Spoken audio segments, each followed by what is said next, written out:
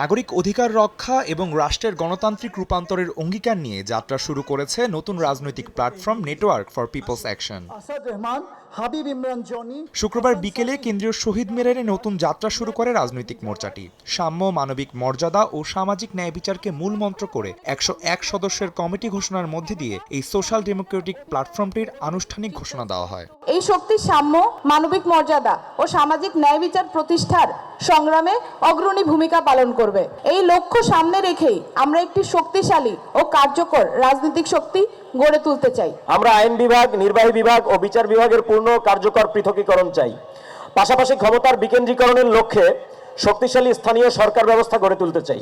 সংগঠনটির নীতি নির্ধারকদের মতে প্ল্যাটফর্মটির প্রধান লক্ষ্য এমন এক রাজনৈতিক শক্তি গড়ে তোলা যা দেশের গণতান্ত্রিক রূপান্তর প্রক্রিয়াকে নিয়ে যাবে যৌক্তিক পরিণতির দিকে। একটা বৃহত্তর প্রগতিশীল গণতান্ত্রিক শক্তির আকাঙ্ক্ষা কিন্তু বাংলাদেশের মানুষের একটা বড় অংশের মানুষের মনে ছিল। মুক্তিযুদ্ধের চেতনাকে কাজে লাগিয়ে এক ধরনের একটা ফ্যাসিবাদ তৈরি করার চেষ্টা হয়েছিল, ঠিক একইভাবে ধর্মকে কাজে লাগিয়ে করা হচ্ছে। আরএফএল চেয়ার, ক্ষমতার নয় সমতার চেয়ার। হাত পাকানোর প্ল্যাটফর্ম বলে যে আমরা এটা দিয়ে মানুষের সাথে কথা বলবো, মানুষের সাথে মিশবো, মানুষের যে বক্তব্য রাজনীতি নিয়ে সেটা আমরা শিখবো, জানবো।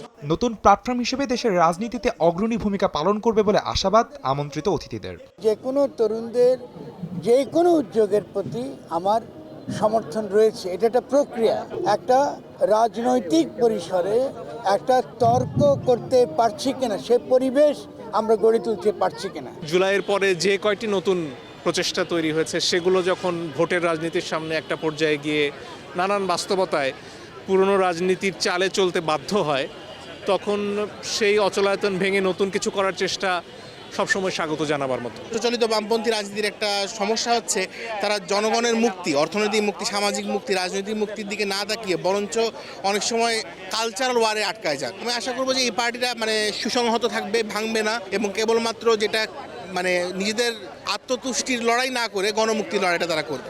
ভবিষ্যতে সর্বস্তরের মানুষের মতামত নিয়ে চূড়ান্ত ঘোষণাপত্রের মাধ্যমে দেশের সুস্থ ধারার রাজনীতি নিশ্চিত করতে চায় এনপিএ। আদনান তুর্য, সময় সংবাদ, ঢাকা।